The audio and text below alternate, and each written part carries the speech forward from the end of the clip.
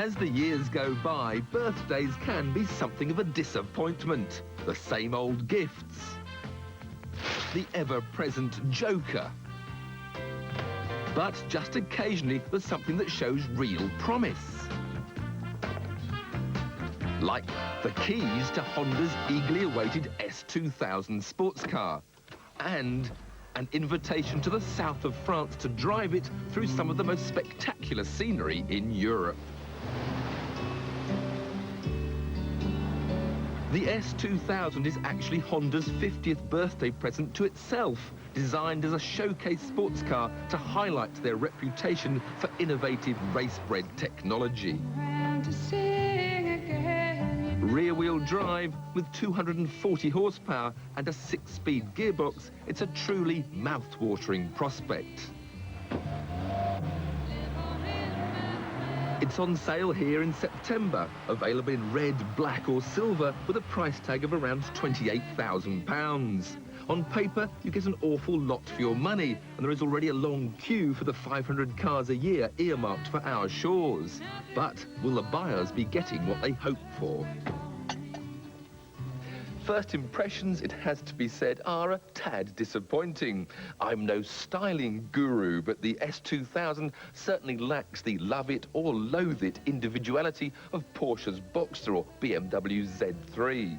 But then, I guess that's what you tend to expect from the ever-conservative Japanese stylists. There are some nice little details, with its shark-eyed nose striking a purposeful stance, but overall the shape just doesn't grab me. It is, however, very well put together and very practical.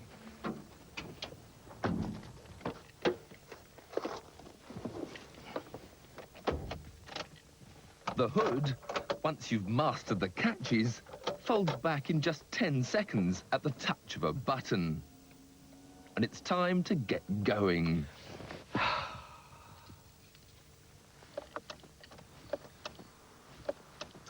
Oh yes, I forgot. This Honda's got a nice little novelty. Starter button.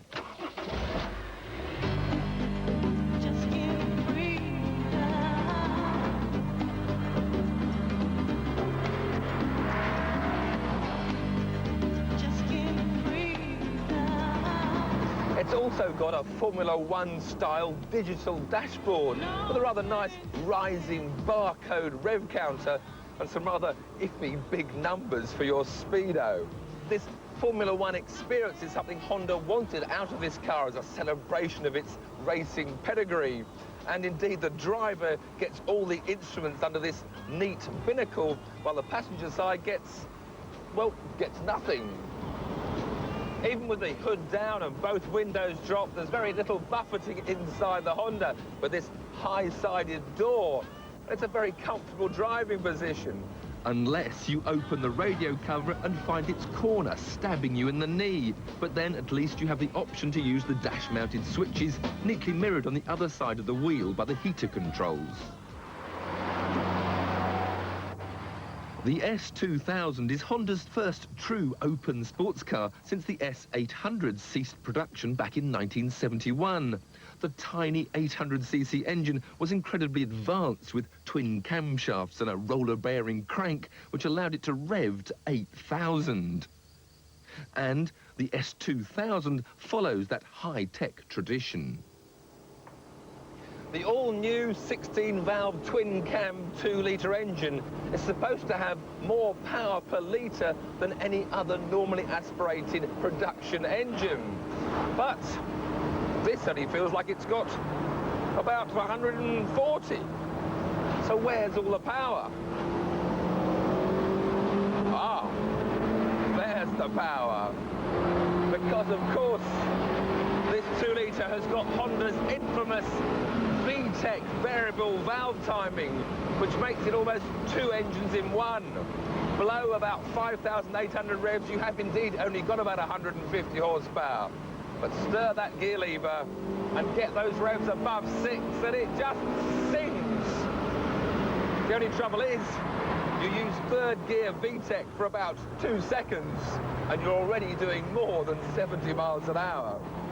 And that's the biggest disappointment with the S2000. With maximum torque at 7,500 RPM, there is nothing there at all when idling along at everyday speeds.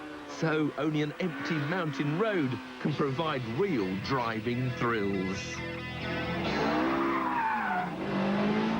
Only now can you fully appreciate the rigidity of this chassis. It takes all these bumps and undulations in its stride.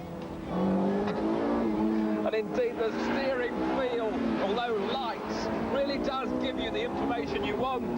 There's no scuttle shake, there's no rattle.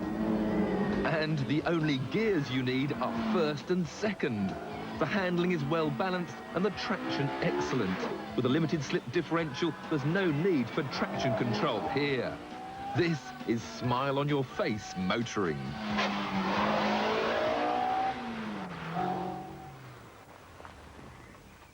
So, am I pleased with my present? Well, I am, but then I'm not.